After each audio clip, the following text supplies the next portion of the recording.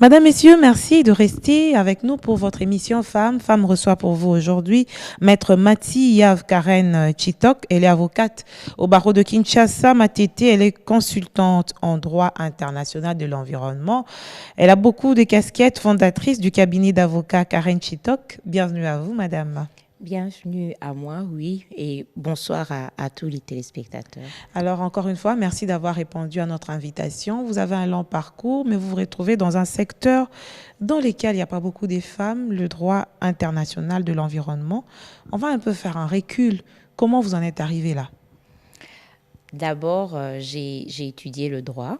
Je suis licenciée en droit public international, mais pour des raisons d'indépendance, à l'époque, j'ai fini assez tôt. J'ai commencé à travailler et j'ai fait plusieurs secteurs, le secteur du shipping et puis je suis allée dans les mines. Mais je pense qu'il y a quelque chose qui me manquait quand même, c'est que j'avais l'impression que le domaine dans lequel j'évoluais ne me permettait pas en fait de contribuer efficacement, positivement à l'émergence du développement de la communauté. Ça, c'est quelque chose qui me tient énormément à cœur. Donc, j'essayais de voir de quelle manière je pouvais associer mon indépendance financière avec le développement de ma communauté. Ça m'a conduit à me spécialiser en droit international de l'environnement. Un secteur dans lequel il y a moins de femmes. Ici au Congo, Oui. effectivement, il n'y a pas beaucoup de femmes. D'abord, le droit de l'environnement ici, il est assez émergent. Généralement, quand on se présente comme personne œuvrant dans le domaine, les gens vous renvoient souvent au droit minier ou au droit des hydrocarbures, alors que c'est un droit à part. Et c'est aussi, l'environnement, c'est une matière transversale, même le droit de l'environnement. Il y a des applications dans le domaine de la santé, dans les domaines géologiques, également dans le domaine financier aujourd'hui. C'est très complexe finalement. Oui, complexe, pas vraiment, mais ça couvre énormément d'autres secteurs. Ok. Oui. Et c'est comme ça que vous avez fait cette formation sur le droit international de l'environnement. Oui. Vous l'avez fait à l'extérieur du pays, évidemment. Oui, effectivement. Beaucoup de modestie de votre part, je vois.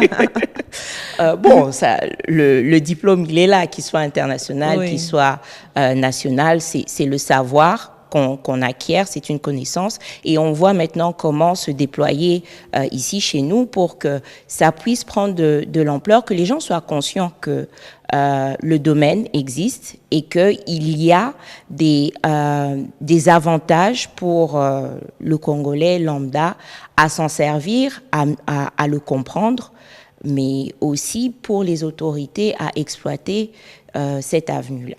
Et aujourd'hui, que vous êtes dans un domaine dans lequel vous aviez aspiré à un certain moment pour pouvoir contribuer de manière assez visible dans les développements des communautés, c'est quand même un grand défi. Vous vous sentez à l'aise? J'aime beaucoup ce dans quoi je me suis investie. D'abord, le droit international de l'environnement est très dynamique. Ce n'est pas quelque chose de statique. Par la nature même de ces acteurs, vous avez les entreprises, vous avez la société civile, disons le secteur privé, la société civile, vous avez l'État, vous avez les individus. Donc, ça va dans tous les sens en fonction de tout ce qui se passe au niveau international. Mais avec le réchauffement climatique, il y a encore plus de pression de part et d'autre. Et ça fait que tout le temps, on se remet en question, tout le temps, on a besoin d'apprendre. Moi, c'est quelque chose qui me satisfait. Mais est-ce que ça rapporte effectivement au Congo? On n'en est pas encore là. Mais effectivement... Mais maintenant, de plus en plus, c'est un secteur dans lequel il y a un regard assez important, que ce soit du côté de l'État, des investissements aussi d'ailleurs. Oui. C'est-à-dire, quand on analyse bien, il y a des fonds qui sont là pour protéger l'environnement. Il y a des personnes qui s'intéressent à la protection de l'environnement, à comment trouver cet équilibre entre l'utilisation de nos ressources naturelles, la capitalisation sur nos ressources naturelles sans pour autant impacter Détruire, la santé et la vie des populations. Ça, c'est une chose. Ensuite, il faut qu'il y ait un travail de normalisation. Une grande partie de ce qui s'est passé jusqu'aujourd'hui ici en RDC, c'est qu'on a tendance à adopter les textes qui viennent d'ailleurs, qui sont sans les contextualiser. Voilà, il faut. C'est d'ailleurs dans plusieurs domaines. Exactement. Donc, il faut contextualiser. Et contrairement à ce que beaucoup de gens pensent, notre tradition, notre culture bantoue, c'est une culture assez humaine. Et aujourd'hui, de plus en plus, on veut faire intervenir le facteur humain dans la normalisation et aussi dans le développement. Ça ne fait pas avancer les choses. Comment ça ne fait pas avancer les choses? Pour moi, je pense que c'est bon, de notre point de vue. C'est-à-dire, on devrait revenir un peu à nos sources parce que lorsqu'on voit comment la société était régie par le passé, il n'y avait pas nécessairement un abus des ressources naturelles. Aujourd'hui, les habitudes consuméristes des citoyens font que il y a des problèmes, il y a surusage, il y a des abus, mais autre chose aussi, la course effrénée et l'individualisme font qu'on fait de moins en moins attention à l'impact que nos actes, que les actes que nous posons, les choix que nous émettons, a sur l'environnement. Non seulement l'environnement, mais la vie la vie de tous les jours. Okay. Donc voilà un peu pour moi, ce n'est pas quelque chose de mauvais ou il faut chercher l'équilibre justement entre il faut chercher tous ces facteurs. Je pense d'ailleurs que l'État congolais essaye de trouver un équilibre entre l'exploitation de ses ressources et le bien-être des populations. De par votre expérience dans les mines et ce que vous avez eu encore à acquérir avec l'environnement, ça veut dire que vos jugements seront un peu équilibrés parce que vous avez l'expérience. On accuse évidemment les mines d'être à la base de beaucoup des pollutions ici en RDC. Et vous, aujourd'hui, vous êtes passé par les mines, vous êtes rentré dans un autre secteur, qui vous permet d'avoir un bon jugement sur ce que vous devez entreprendre comme démarche, justement. Oui, je pense que j'ai une vue assez globale. Et d'ailleurs, même dans la recherche de l'institution où je devais faire mon master, je n'ai pas voulu aller dans une université qui avait une tendance à promouvoir ou à faire partager les visions soit du service privé, soit des services publics. Ce que je voulais, c'est maintenant obtenir l'approche société civile. Donc j'ai eu la chance, par exemple, d'être aux côtés de ceux qui se sont battus pour mettre en place les mesures de sauvegarde de la Banque mondiale et de la Société financière internationale. Et je trouve que je peux balayer d'un coup d'œil comme ça et comprendre quels sont les enjeux pour chaque partie. Ça me donne une position équilibrée, effectivement. Et de la même manière, aujourd'hui, vous œuvrez dans ce secteur, mais on dit que l'implication de la femme dans la protection de l'environnement n'est pas très ressentie, alors qu'elle fait partie des acteurs ou des actrices les plus importantes pour la protection de l'environnement. Et non seulement ça, parmi ceux qui sont impliqués, évidemment, dans la pollution, dans la destruction, on parle aussi de la femme comme actrice. Qu'est-ce que vous faites justement pour pouvoir la pousser davantage à s'intéresser à ces secteurs? Pour ce qui est de l'implication, je pense que dire que les femmes ne sont pas impliquées, ça va un peu à l'encontre du constat que vous avez fait, qu'elles sont parmi les grands acteurs.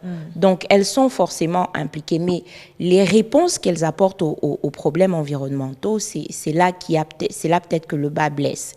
Ce qu'il faudrait faire, c'est voir comment changer les comportements des familles au travers des femmes, parce qu'ici, au Congo, en RDC, la femme est la plaque tournante de la famille, de la société. Oui. Donc, une fois qu'on arrive à identifier les différents problèmes et on arrive également à identifier ce que la femme fait, quelle est sa part dans la création ou l'origine de ce problème, on peut trouver une solution. Donc pour moi, il suffit de regarder le problème pas en amont, mais en aval, et ainsi voir comment est-ce qu'on peut trouver la solution. On va prendre par exemple le problème de la gestion des déchets. C'est vrai que l'État doit intervenir parce qu'il doit permettre la collecte, il doit... assurer le traitement. Exactement. Mais déjà, chez nous, qu'est-ce que beaucoup de ménages font? Ils prennent leurs déchets et ils les jettent à l'extérieur de la maison sans pour autant se préoccuper d'où est-ce que ces déchets vont atterrir. Le tri même ne se fait Exactement. pas. Le tri, cette notion de tri n'est pas existante, mais si maintenant on commence à sensibiliser les femmes et les enfants, parce que la capacité aussi des enfants à reproduire des comportements positifs est assez importante. Si on les forme, on leur apprend comment gérer, je pense qu'on aura déjà un peu moins de problèmes, on aura fait un premier pas vers une solution définitive. Ensuite, la femme est un grand acteur dans la société congolaise. Je pense que plus de 50% de la population est féminine et par cette présence humaine importante, majoritaire, on peut pousser les politiques dans les choix qu'on fait à prendre des mesures qui nous entraînent vers une meilleure gestion de notre environnement. Okay. Parce qu'on ne le dit pas souvent, mais un environnement sale, c'est un environnement où on a beaucoup de maladies. Oui, et tout retombe sur l'État au finish. L'État et les familles. Il y a, quand on prend par exemple le cas de la pollution dans beaucoup de villes où il y a des exploitations minières, artisanales ou autres, je me souviens qu'à l'époque où je travaillais encore à Lubumbashi, dans ce qui est aujourd'hui le Haut-Katanga, on avait une recrudescence de cas de naissance avec malformation congénitale. Le premier réflexe des populations, c'était de dire Banamloka ou bien Alibambadawa, donc on l'a ensorcelé, ou bien il a allé utiliser des fétiches, alors qu'une proximité constante, permanente, régulière avec des produits radioactifs, en fait, a des conséquences sur la santé. Oui, sur la santé, la qualité de vie.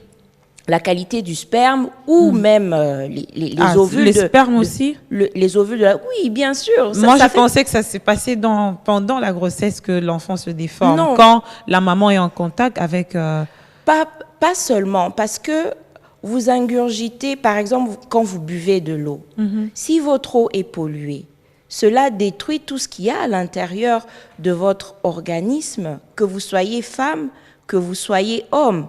Or, le sperme, il est produit par l'organisme. Okay. Donc, les zygotes... Donc, ça a une incidence sur ça les hommes. Effectivement, une incidence. Le grand problème ici, chez nous, c'est qu'on n'a pas encore mené d'études pour savoir, pour répertorier ces cas, essayer de voir si véritablement ce sont des malformations congénitales. Ça aussi, c'est une faiblesse, la recherche. Oui, ça, c'est une de nos grandes faiblesses. On a énormément de problèmes dans le pays. Pourtant, les potentialités ne manquent pas. Il y a du potentiel humain en termes de ressources. Je pense qu'il revient à la société civile et surtout à l'État d'encadrer, c'est-à-dire lorsqu'il y a par exemple des programmes de responsabilité sociale des entreprises, on peut toujours dans le cahier de charges demander exiger un laboratoire à côté.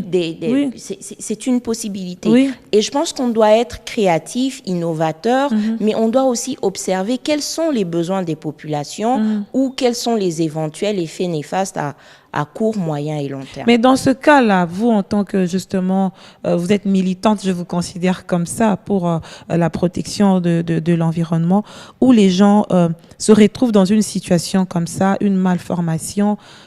Qu'est-ce qui doit être fait en amont? C'est une sensibilisation pour les déplacer ou c'est par rapport aux entreprises d'abord? Je pense que le problème a plusieurs facettes. C'est-à-dire, si on prend le cas que vous venez d'évoquer, on se rend compte que ça sera un peu comme les Koulouna, vous pensez trouver une solution, mais cause pour laquelle les gens se retrouvent produisent les mêmes effets. La cause pour laquelle les gens se retrouvent dans la rue, si on ne la gère pas, on va encore reproduire le même schéma. Donc pour moi, il faut trouver comment faire que ces populations vivent dans des conditions plus ou moins aisées, qu'elles soient en mesure de subvenir aux besoins primaires, mais après encadrer la façon dont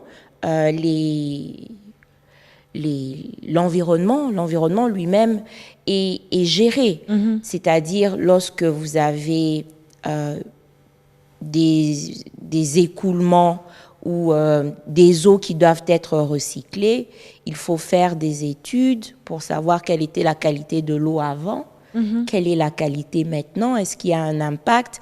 Et ça, je pense que c'est le travail de l'État. Ce n'est pas forcément le travail de la société civile. Ici, aujourd'hui, en RDC, il y a beaucoup de choses que la société civile fait parce que les prérogatives de l'État n'ont pas été assumées. Mm-hmm. Ça aussi, on doit le reconnaître. Mais on ne doit pas penser que parce que je suis une militante, moi, je tire la sonnette d'alarme. D'ailleurs, d'ici la fin du mois de novembre, on va organiser la journée scientifique du droit de l'environnement, ici en RDC. Mm-hmm. Et à Kinshasa?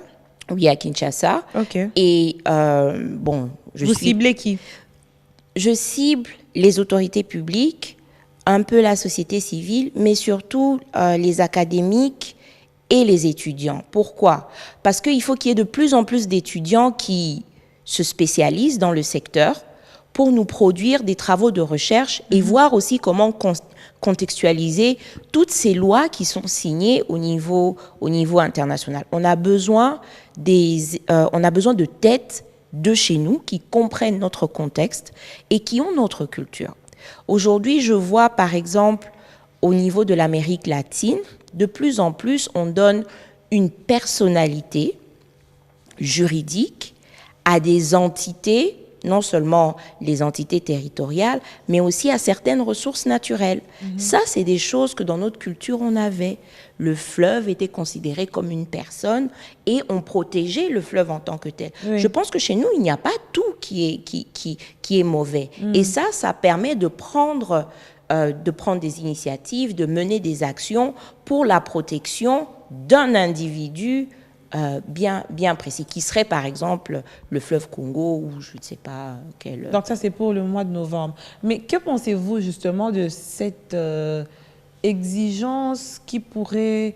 C'est un besoin par rapport à l'intégration des questions environnementales dans le système éducatif congolais? Oui, je suis d'accord avec vous et je pense que nous y travaillons avec certains de mes partenaires pour pouvoir faire en sorte qu'on parle de ces choses à l'école. Il y a une culture que les jeunes, les enfants doivent acquérir parce que ce n'est pas très, très présent. Pour protéger l'environnement direct dans lequel ils évoluent. Mais aussi comprendre les enjeux que la RDC représente, il y en a plusieurs, et prendre aussi la mesure des ressources que nous avons. Je ne sais pas si vous allez à l'école maternelle, si les enfants connaissent les bonobos. Nous sommes l'unique pays au monde à avoir des bonobos. Nous sommes également l'unique pays à avoir des okapis.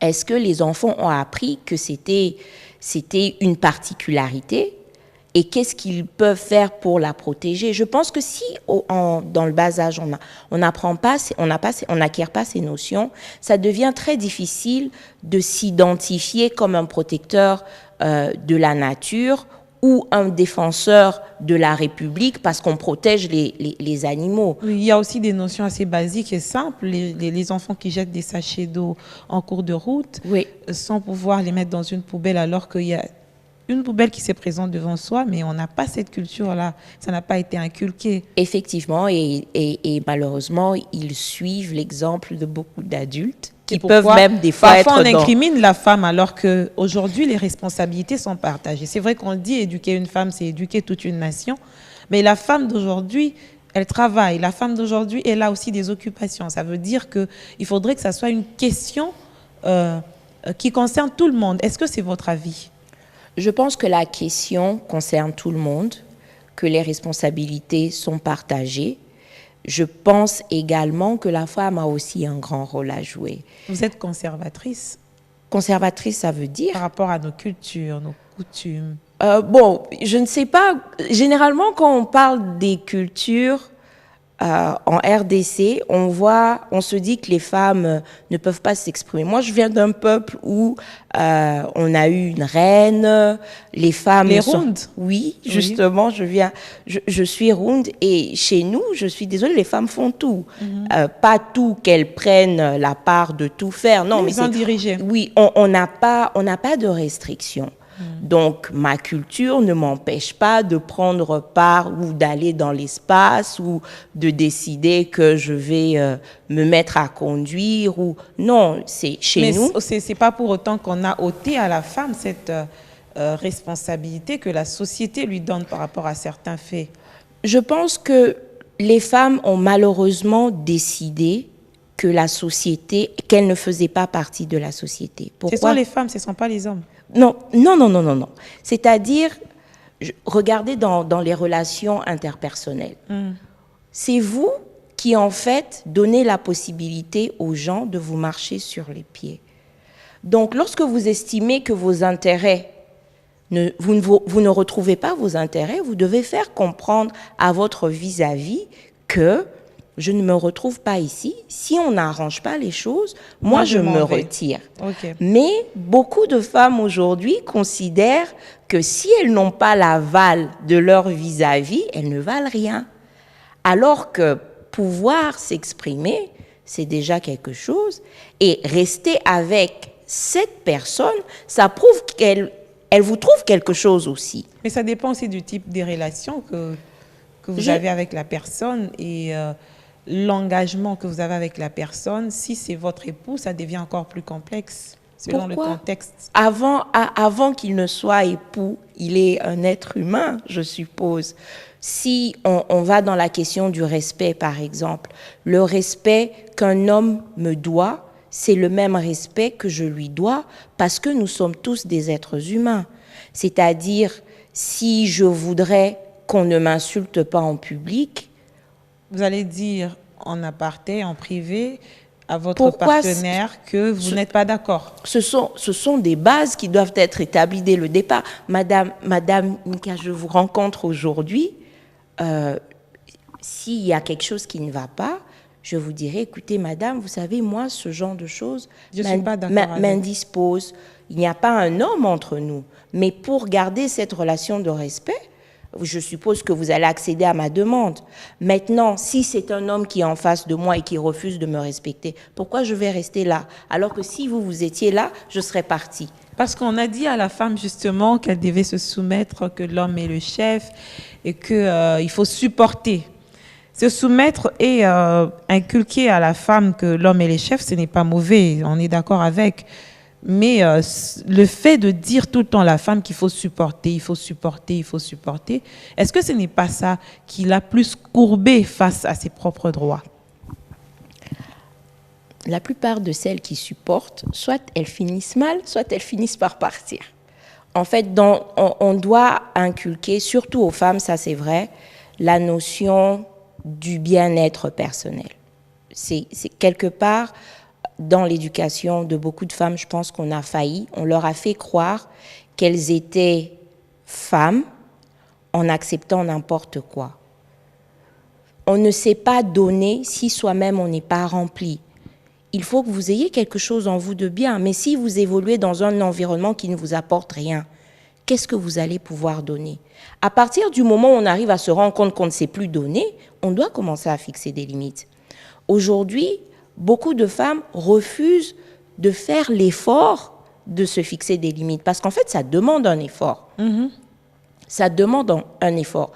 Certaines, je ne dirais pas beaucoup, je dirais certaines, ont opté pour une solution de facilité. C'est-à-dire? C'est-à-dire, si je prends un exemple concret sans citer de nom, moi je reste dans mon foyer parce qu'il y a des enfants. J'ai toujours estimé que c'était une mauvaise raison. Pourquoi? Mais vous êtes aussi quand même consciente que les divorces ont un impact négatif sur l'éducation des enfants dans certains cas. Non, dans tous les cas. Dans la plupart des cas, d'ailleurs. Tous les actes que nous posons ont des conséquences. Maintenant, imaginez ce qui se passe dans la tête d'un enfant dont les parents ont vécu plus de 20 ans ensemble, mais ne se sont jamais entendus. Qu'est-ce qu'ils pensent d'un couple? Que c'est comme ça que les choses doivent se faire.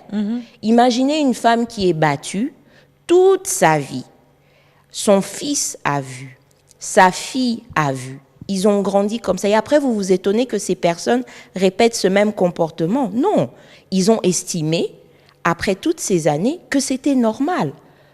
Qu'ils le disent ou pas, qu'ils le pensent ou pas, leur subconscient a enregistré ça comme un comportement normal qui peut arriver, ça peut se justifier. Mais à ce moment-là, est-ce que cette femme a vraiment aidé ses enfants? Je ne sais pas, c'est une question que les femmes devraient se poser aussi. Après, quand on est dans un mariage, on est deux. Mais quand on est dans un foyer avec des enfants, on n'est plus que deux. On doit penser à l'intérêt supérieur de ces enfants. Et l'intérêt supérieur de ces enfants, je ne pense pas que ce soit celui d'accepter d'être battu, d'être insulté. D'être humilié. Et exactement. Ça envoie un mauvais message. Et généralement, beaucoup de ces femmes, quand ça arrive et qu'elles ont des fils, elles transposent leur affection qui était due au mari à leur fils. Et puis vous allez voir une maman, quand son fils s'est marié, elle est tout le temps dans le mariage de fils de à son... maman. Oui. Pourquoi? Ça détruit encore le mariage Exactement. de son fils. Donc aussi. vous vous rendez compte qu'on est dans un cercle vicieux. J'ai toujours estimé, bon, les gens estiment, les gens disent que c'est parce que moi j'ai eu la chance d'avoir mes deux parents, mais moi j'ai toujours estimé que c'est mieux de laisser un enfant se construire son propre schéma, une personne se construire son propre schéma du couple, que de lui inculquer un schéma négatif. Mais parfois c'est fait de manière assez naturelle, sans que l'on puisse forcément imposer un modèle. Les enfants se réfèrent, vous l'avez dit vous-même, tout le temps à ce qu'ils voient devant eux. S'il n'y a pas d'alternative, ils auront que ça comme modèle. Oui, mais imaginez qu'on vous dise, vous devez aller en Occident. On va choisir un pays, vous devez aller aux États-Unis. Tout ce que vous avez vu, c'est ce que vous avez vu à la télé, vous n'y êtes jamais allé. Et puis vous arrivez là-bas, vous voyez un éléphant dans la rue. Vous serez choqué. Mais si vous n'avez jamais vu ou jamais su ce qu'il y a aux États-Unis, quand vous arrivez, vous voyez l'éléphant. Ah tiens, il y a des éléphants. La réaction est différente, l'appréciation est différente. Je pense quand même que la société congolaise, nous tous, on devrait voir des psychologues parce que quelque part les schémas qu'on nous a inculqués ou ceux que nous avons intégrés ne sont pas forcément les meilleurs qui nous permettent de nous élever. Et ça, que ce soit les femmes, que ce soit les hommes. Vos ambitions personnelles? Ah, dans le pays ici, on ne donne pas ses ambitions personnelles. Les gens vont copier. Non, pas copier, mais les gens vont commencer à vous pointer du doigt. Non, moi, je n'ai pas peur de sorciers. Je suis enfant de Dieu. Ça ne m'engage pas. Vous êtes trop ambitieuse? Je suis ambitieuse. Oui, ça se voit. Ambitieuse. Sinon, vous ne savez pas où vous êtes. Où ça? Dépassé par les mines, l'environnement, un cabinet d'avocats, c'est beaucoup d'ambition. Bon, je ne sais pas si c'est ça l'ambition, mais je pense que l'ambition première que j'ai, c'est que les gens soient fiers de mon pays, que les Congolais soient fiers d'être Congolais. Je me considère ambassadrice de la RDC partout où je vais et j'essaie de faire en sorte que mon comportement donne une bonne image de la RDC. Ça, c'est mon ambition. à travers quel domaine. Aujourd'hui, j'ai choisi le droit de l'environnement et je vais continuer parce que je pense qu'on a, avec toutes les ressources que nous avons, on a la possibilité d'influer, d'influencer et même de diriger la politique environnementale, qu'elle soit régionale, continentale et même mondiale. J'ai l'impression qu'aujourd'hui, nos décideurs n'ont pas véritablement compris le rôle que nous jouons. Et il faut voir comment les aider dans cette tâche, les accompagner dans cette tâche. Ça, c'est l'ambition que j'ai aujourd'hui. Ah, mais c'est pas mal de pouvoir le partager avec nous. On a fini cette émission. Merci beaucoup. C'était très bien. C'était court. J'ai apprécié cet échange. C'était court, mais l'on espère justement vous revoir prochainement pour aborder d'autres questions assez essentielles qui concernent l'environnement, mais aussi la femme par rapport à votre expérience en tant qu'avocate. Il y a beaucoup à dire là-dessus. Moi-même, j'ai réitéré l'invitation. Ok, merci beaucoup, je serai Madame, ravie. monsieur, merci à vous aussi de nous avoir suivis. L'on espère que vous avez été édifiés. C'est d'ailleurs l'objectif même premier de cette émission, de pouvoir édifier hommes et femmes pour que nous puissions vivre en paix dans la société et que chacun puisse s'épanouir pour le bien-être de notre pays et le bien-être personnel. À bientôt.